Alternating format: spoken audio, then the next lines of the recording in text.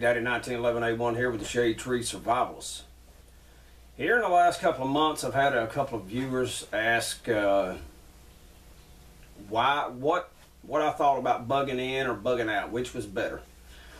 Ladies and gentlemen, there's no one answer for any question like that. There's not one answer.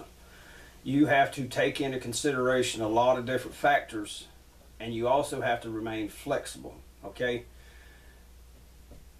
I did a video, I don't know, year and a half, 2 years ago, called the bunker mentality, in which I had spoke about folks that spend thousands, tens of thousands of dollars on building an underground bunker or something of that nature.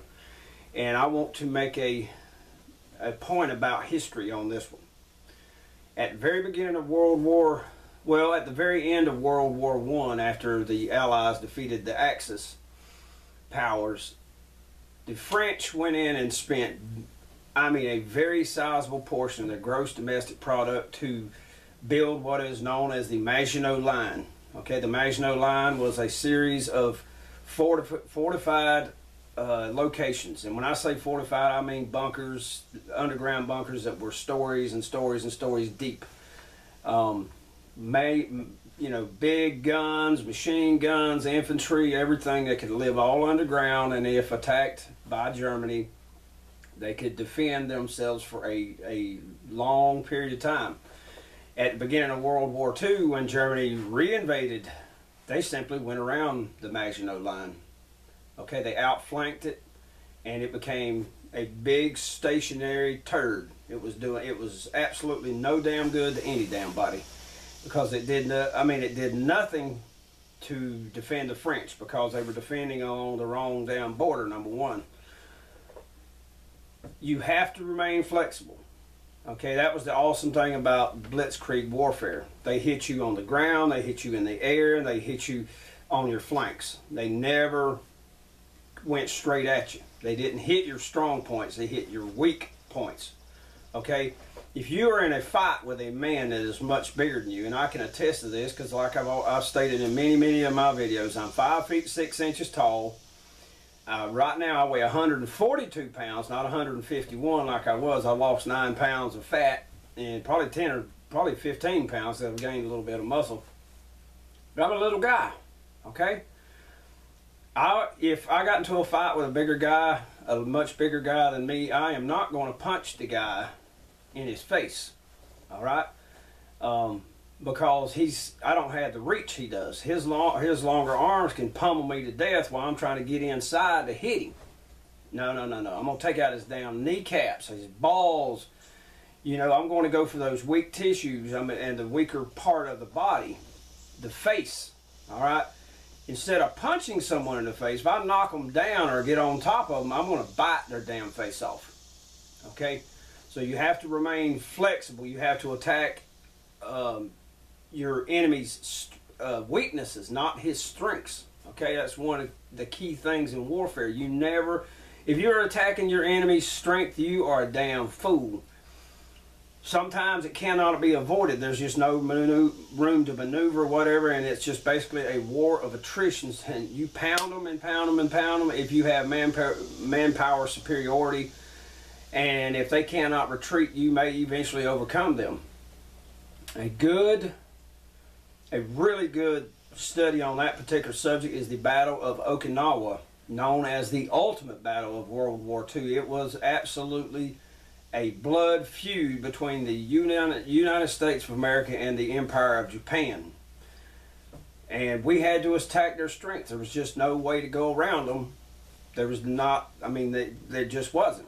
And another classic study is the Russians and the Allies attacked from two sides on the German army when we were going through Europe and trying to knock out Germany. Well, they have an awesome professional army, and when they retreated, brother, they would bloody you every single time. And by the time you got to their new positions, they were already dug in, well prepared, because all that had been prepared in advance by their engineers.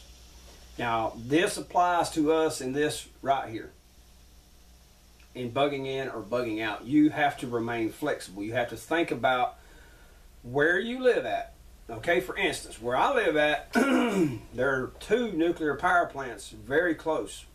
One's up just south of Knoxville, one's over here near Saudi Daisy, just north of Chattanooga. There's a 3rd one over in Alabama, just, I mean, within 2-hour drive of me in any direction. Not even a 2-hour drive, an hour drive, hour and a half drive of me in any direction except due south, there is a nuclear power plant.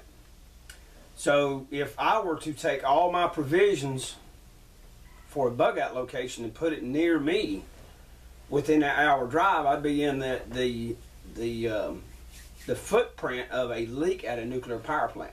Okay, there's a lot of industry near where I live at.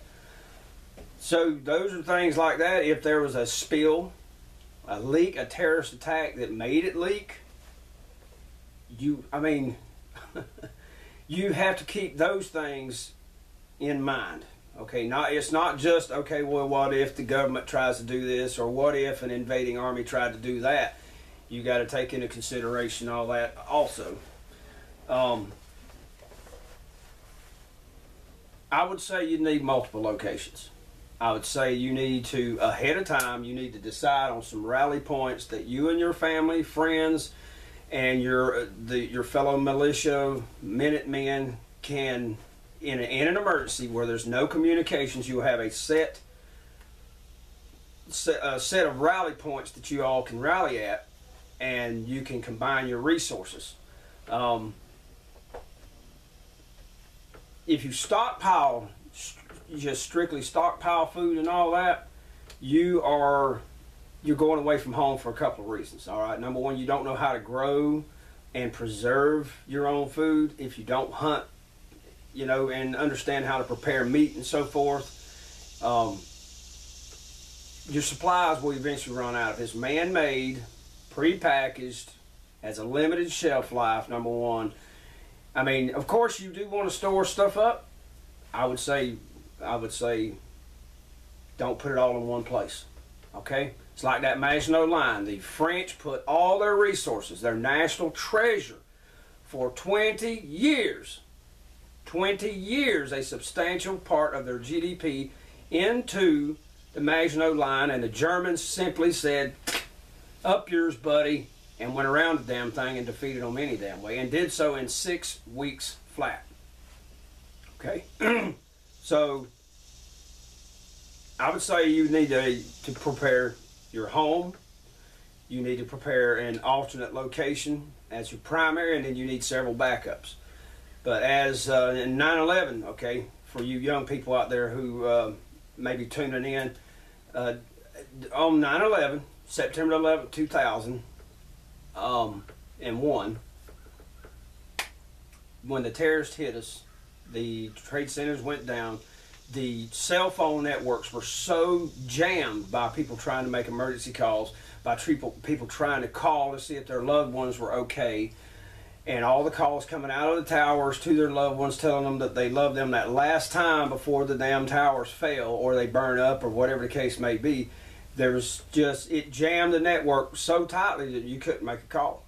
I mean, it was just ridiculous. So in a situation where you may have to evacuate and run for your damn life, you need to have alternate or rally points in a 360-degree circle outside of your home area that you can meet at. And I would say, like a husband and wife, say she works in one city, he works in another city, you need to have a rally point, if it's not safe to go home, in between those two locations, plus other rally points in case that area is compromised by, like I said, a radioactive leak, a chemical spill. We have major rail lines running up and down through here where I live at. All kinds of chemicals run on there. We have I-75, we have I-24, and just the other side of the mountain we have I-59.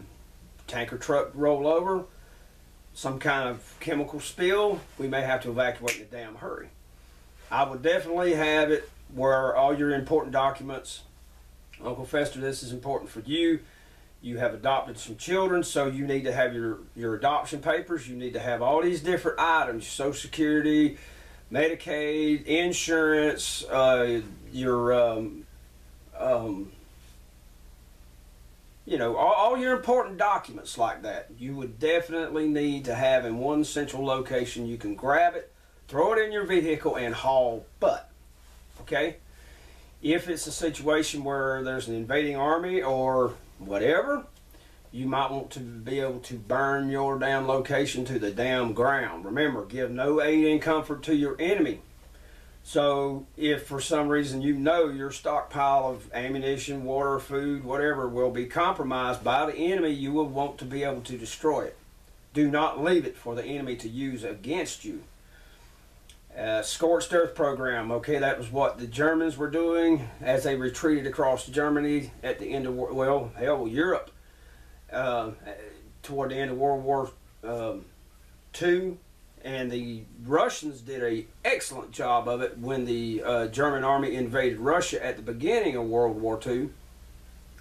And they had a scorched earth. They burned every damn thing that could possibly be used by the Germans against them to their benefit, any way, shape, or form. They would burn that crap, destroy it, blow it up, whatever it took. They even disassembled entire factories, all the machinery and all, moved that machinery into Siberia, way away from the action, set them right back up. But the building itself, they burnt that son of a bitch to the ground, or pummeled it so that the Germans could not use it themselves to start up, you know, restart manufacturing and so forth. But these are things you need to keep in mind.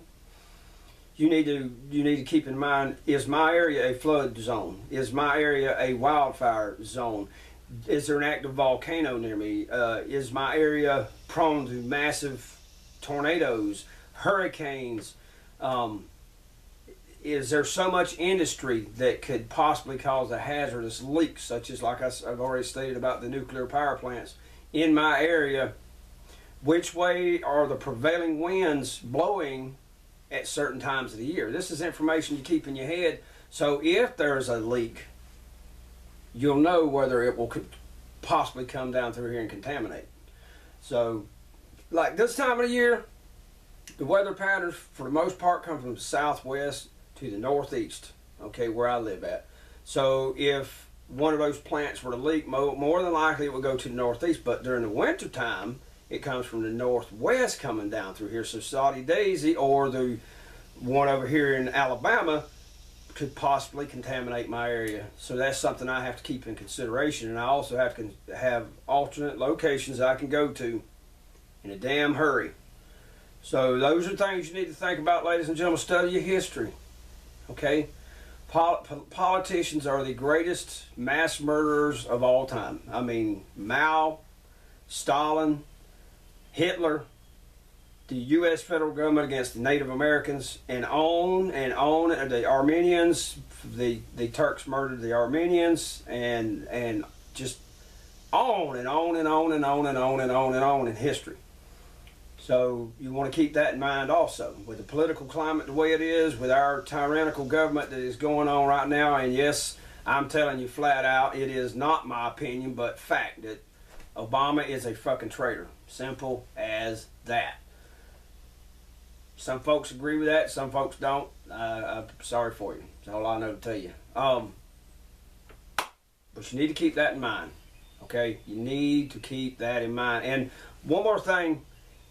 If you're escaping from an invasion or whatever, you're going to your rally points, you might want to stand off from those rally points and do some recon before you just run right in there. Okay, you may have been compromised. Another member of your team who has a set of these rally points, also a list of these rally points, maybe they've been compromised, maybe they got captured, whatever, and maybe you're walking right into a trap. So that's something you need to stand off and look to make sure it has not been compromised. Good luck to us all, because it's the political crap that's going on in the country and around the world at this time is just looking uglier and uglier and uglier. So keep your head on, keep it level, think.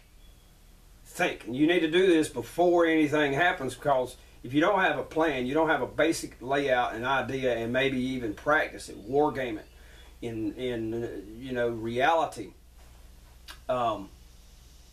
you're screwed. All right, if you don't have a plan, you haven't practiced your plan, you will be screwed if the crap hits the fan. Alright. This is Mac Daddy 1911A1 with the Shade Tree Survivalist. Just hoping this video, I'm not telling you what to do or how to do it. What I'm telling you is think about how you would do these different things and come up with a plan beforehand. Thank you very much for watching. Y'all take care. This is Mac Daddy 1911A1 with the Shade Tree Survivalist.